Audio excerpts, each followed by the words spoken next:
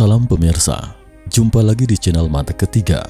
Terima kasih untuk Anda pemirsa setia yang mengikuti dan menonton inspirasi Mata Ketiga. Mata Ketiga akan membawa Anda memandang dunia.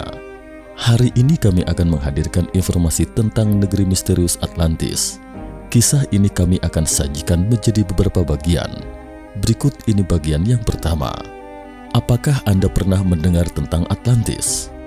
Dalam catatan Timaeus dan Critias, Plato menyebutkan tentang negeri misterius Atlantis dalam dua dialognya 2400 tahun silam. Selama ribuan tahun terakhir, Atlantis bukan hanya tidak dilupakan, sebaliknya seiring bergulirnya waktu, semakin banyak orang yang bergabung dalam pencarian negeri Atlantis ini. Baru-baru ini, ada yang menemukan benda logam yang diduga berasal dari Atlantis.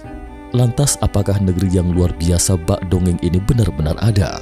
Untuk diketahui mengutip dari Wikipedia, Timaeus dan Critias, dua dialog karya Plato, adalah satu-satunya catatan tertulis yang tersedia dan secara spesifik membahas tentang Atlantis. Keduanya berisi percakapan antara Socrates, Hermocrates, Timaeus, dan Critias. Atlantis, Solon yang dinobatkan sebagai salah satu dari 7 orang bijak Yunani kuno sekitar 2600 tahun yang lalu, datang ke Mesir dan mendengar ada sebuah negeri yang hebat di Samudra Atlantik yang kini berusia 12.000 tahun. Legenda mengatakan bahwa dewa penguasa laut, Poseidon, menikah dengan seorang putri manusia biasa dan melahirkan 10 anak. Saat mereka dewasa, Poseidon membagi wilayahnya menjadi 10 negara bagian, masing-masing diperintah oleh ke-10 putranya. Anak tertua bernama Atlas adalah pemimpin tertinggi dan merupakan asal-muasal nama Atlantis. Negeri ini terletak di sebuah pulau besar yang di ibu kotanya dipisahkan oleh laut dan darat. Untuk menghubungkan daratan, mereka membangun jembatan yang menjulang tinggi. Di sini memiliki harta kekayaan yang tak terhitung banyaknya. Bahkan saking kayanya, dinding istana dilapis dengan emas dan perak. Mereka juga kaya akan logam yang disebut orichalcum, yang digambarkan Plato sebagai logam berharga kedua setelah emas. Logam orichalcum ini bahkan dapat memancarkan cahaya merah. Untuk mengembangkan perdagangan, mereka juga membangun banyak pelabuhan, dan dalam kehidupan mereka ada pemasok air dingin dan panas selama 24 jam. Pada awalnya, orang-orang Atlantis menjalani kehidupan yang makmur. Namun entah sejak kapan hati mereka mulai dirasuki keserakahan. Mereka mulai membentuk pasukan untuk menaklukkan negara-negara sekitarnya. Di masa kejayaan, mereka memiliki lebih dari 1.200 kapal perang. Ketika mereka menyerang Yunani, entah mengapa Atlantis tiba-tiba runtuh, kemudian diterjang tsunami setinggi beberapa meter dan menenggelamkan negeri ini ke dasar laut. Apakah Atlantis itu eksis? Selama berabad-abad, orang-orang membicarakan sebenarnya Atlantis itu ada atau tidak. Beberapa sejarawan rasional berpikir bahwa itu hanyalah dongeng karya Plato, tetapi sebenarnya bukan Plato yang lebih awal menyebutkan Atlantis. Sejak puluhan tahun silam sebelum Plato mengemukakan tentang Atlantis kala itu, Herodotos 484 hingga 425 sebelum Masehi, sejarawan Yunani kuno yang dikenal sebagai Bapak Sejarah, sudah lebih dulu mengemukakan tentang keberadaan Atlantis dalam buku sejarahnya. Herodotos mengatakan bahwa Atlantis pada saat itu sudah menguasai seluruh Mediterania. Negara ini sangat kuat dan bahkan memiliki pegunungan bernama Atlas. Tidak hanya Herodotos, ahli geografi dan sejarawan Yunani terkenal Strabo juga menyebut tentang Atlantis dalam buku geografinya. Dia sependapat dengan Herodotos bahwa Atlantis itu memang pernah eksis. Selain itu juga Gaius Plinius Secundus atau Plinius Tua juga menyebutkan dalam buku Naturalis Historia karyanya tentang benua Atlantis yang pernah berperang dengan Athena. Asal tahu saja, mereka yang menyebutkan Atlantis ini bukanlah orang-orang sembarangan. Buku mereka diakui oleh banyak cendekiawan modern. Pertanyaannya adalah, mungkinkah mereka menggambarkan atau menceritakan negara yang mereka pikir tidak ada dan menuliskannya di buku mereka? Bahkan dalam dua puisi epik utama Yunani, Iliad dan Odisseia yang ditulis oleh Homeros, seorang penyair buta dari Ionia, juga menyebutkan tentang keberadaan Atlantis. Setelah mendengar puisi Iliad dan Odisseia, mungkin banyak yang berpikir bahwa Atlantis mungkin hanyalah dongeng belaka. Namun perang Troya di awal Iliad, puisi epik karya Homeros yang tak lekang oleh waktu, juga pernah dianggap sebagai dongeng. Sampai pada tahun 1871 kemudian akhirnya ditemukan bahwa kota Troya itu memang ada. Lalu apakah Atlantis juga ada? Meski banyak orang tidak percaya Atlantis pernah ada, namun tetap saja masih banyak arkeolog dan petualang yang secara aktif mencari keberadaan Atlantis yang legendaris. Hanya di Laut Mediterania saja ditemukan 10 situs yang diduga reruntuhan Atlantis. Hari ini Mata Ketiga akan membahas sejenak tentang peradaban Minoa di Pulau Santorini, tempat kemungkinan besar keberadaan Atlantis. Peradaban Minoa terletak di Pulau Santorini dan Kreta di Mediterania atau Kalisti Limnes, yang berarti danau terindah dalam bahasa Yunani kuno.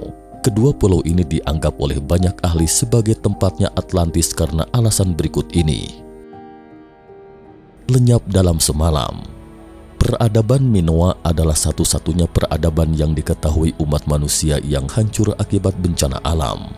Penduduk Minoa menetap di sini 5.700 tahun yang lalu, kemudian gunung di sini meletus 3.500 tahun yang lalu. Menurut penelitian terbaru, tingkat letusan gunung berapi ini telah mencapai level 7 atau lebih tinggi. Ada yang memperkirakan kekuatan letusan ini setara dengan 1.600 kali kekuatan bom atom di Hiroshima, Jepang, dan merupakan salah satu letusan gunung berapi terbesar dalam catatan manusia. Suhu tinggi yang ditimbulkan pada saat itu menyebabkan banyak penduduk Minoa tewas tak tersisa. Guncangan hebat menyebabkan candi runtuh ketika gunung berapi meletus, dan kemudian disapu tsunami setinggi lebih dari 30 meter, dan tak lama kemudian langit pun diselimuti abu letusan gunung berapi. Dalam 2 tahun berikutnya suhu turun tajam, dan pulau yang semula penuh vitalitas itu seketika berubah menjadi kota mati. Lokasi. Dalam dialognya, Plato menggambarkan ibu kota Atlantis dikelilingi oleh daratan dan air. Pulau Kreta di bawah pulau ini persis dengan dataran selatan yang digambarkan oleh Plato. Sebenarnya luas daratan Santorini sebelum letusan itu jauh lebih besar dari sekarang. Menurut beberapa ahli, bahwa hal itu juga sesuai dengan pernyataan bahwa Atlantis telah tenggelam ke dasar laut. Peradaban yang sangat berkembang. Saat ini arkeolog telah menemukan total 5 situs istana di kedua pulau tersebut. Salah satu yang terbesar adalah Istana Knossos 4100 tahun yang lalu. Istana ini memiliki luas total 14.000 meter persegi, dan bangunan 5 lantai tertinggi ini memiliki lebih dari 1.000 kamar.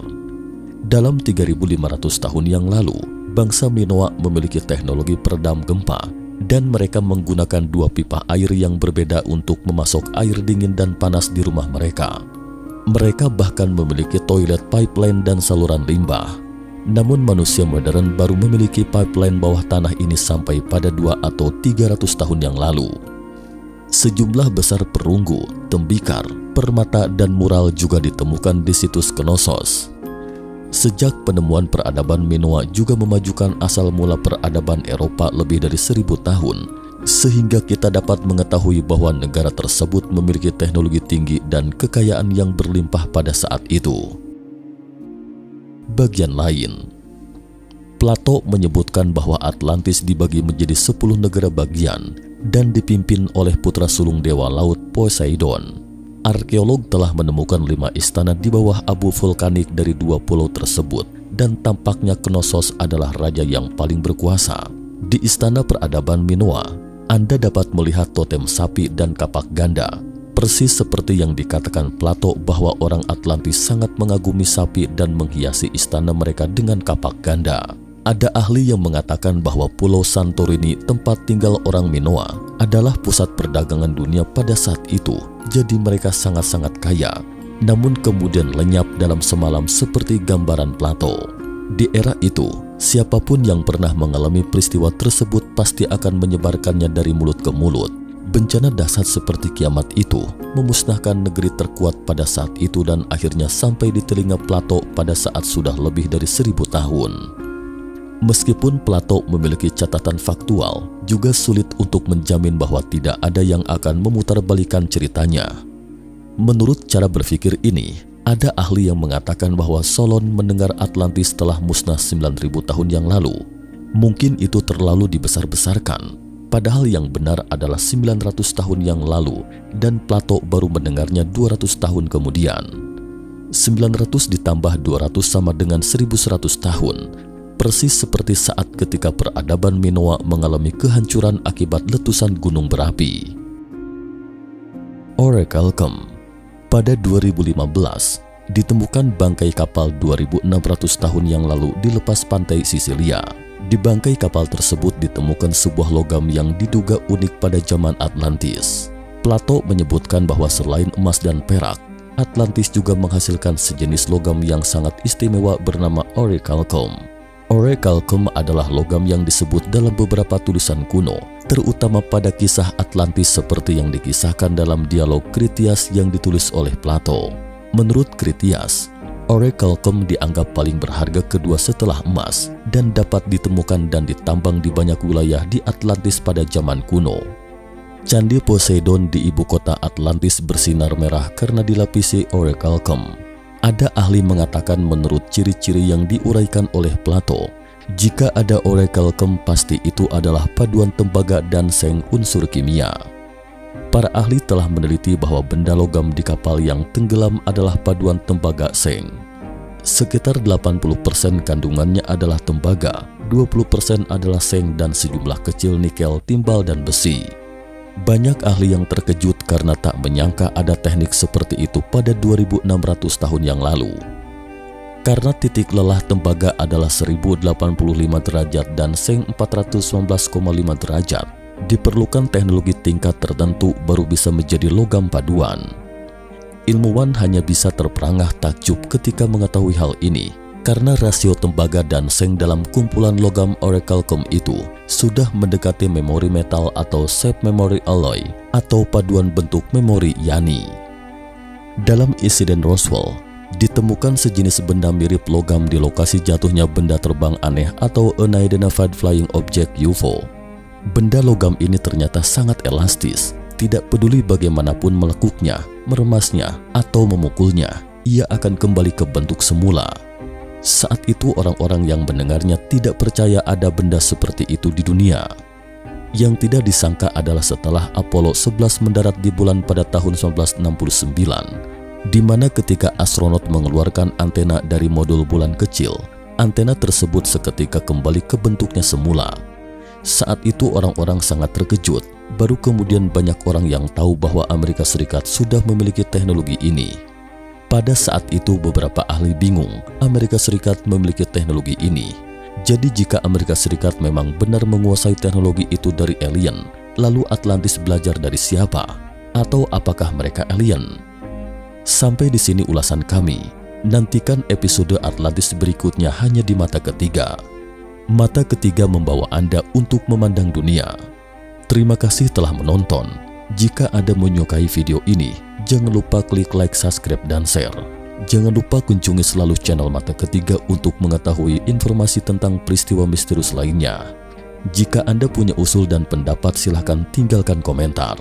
Terima kasih dan sampai jumpa lagi di episode berikutnya. Salam.